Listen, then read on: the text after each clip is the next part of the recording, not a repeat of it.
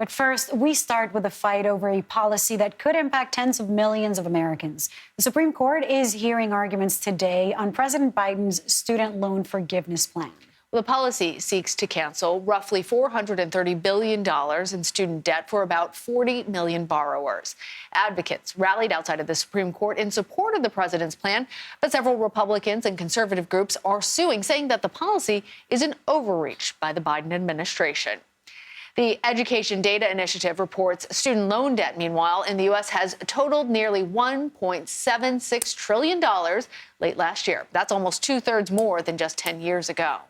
Joining us now is Mike Pierce. He's the executive director of the Student Borrower Protection Program, a nonprofit that seeks to shield people from predatory student lenders and the student debt crisis. Mike, what does this case in the Supreme Court today mean to your organization? Well, what it means is that 40 million people's financial futures hang in the balance. Student debt is a major obstacle to economic mobility. It widens racial wealth gaps. It makes homeownership out of reach for a generation of people. And the pandemic has made all of that worse. And so the president's promise to cancel student debt, what's on the line here, is really a healthy financial future for 40 million families.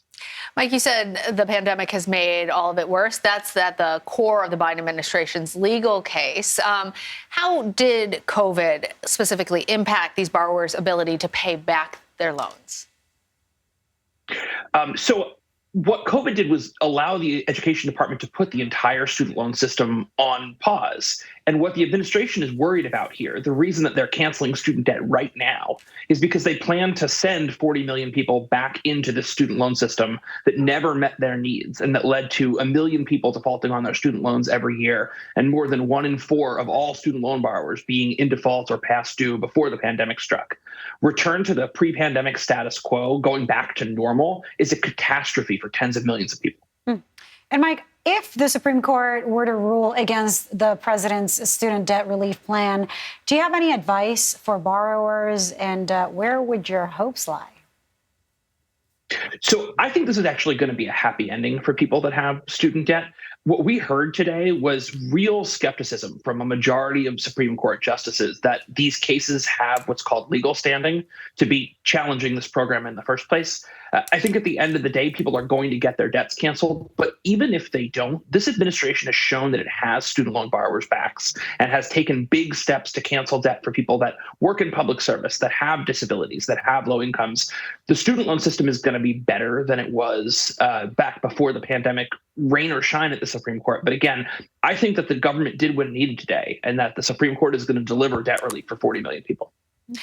Mike, I want to loop back over to the COVID impact of this, because you said the problems existed before the pandemic. They're going to exist after the pandemic. And the next group of people that are coming up borrowing don't necessarily have the same sort of recourse. What needs to be done to actually solve, in your organization's mind, the greater problem of student loan debt? So there's two different problems here. There's the problem of unaffordable college costs, and we need free college and we need it tomorrow.